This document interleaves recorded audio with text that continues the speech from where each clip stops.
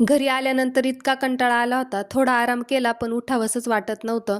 काही काम करण्याची इच्छा पण राहिली नव्हती. पण बाहेर आले तर कपडे दिसले, कपडे काढून घेतले आणि चहा मला आयता मिळाला होता आज. पण मग भांडे तर घासावेच लागणार. चहा घेतला होता.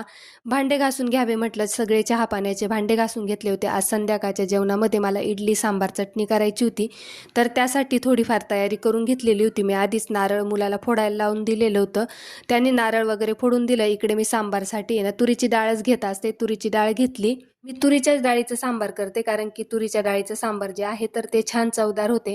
इकडे सगळ्या ज्या भाज्या चिरून ठेवलेल्या होत्या त्या मी त्याच्यामध्येच टाकते कुकरमध्ये. जेव्हा डाळ शिजवते ना त्याच वेळेस मी ह्या भाज्या सर्व त्याच्यामध्ये शिजवून घेते.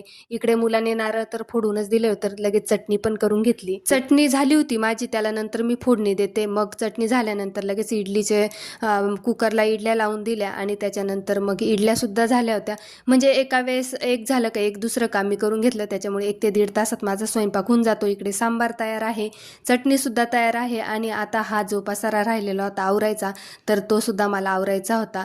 तर मग आता चला भेटूया नेक्स्ट व्हिडिओमध्ये. तोपर्यंत सगळ्यांना बाय.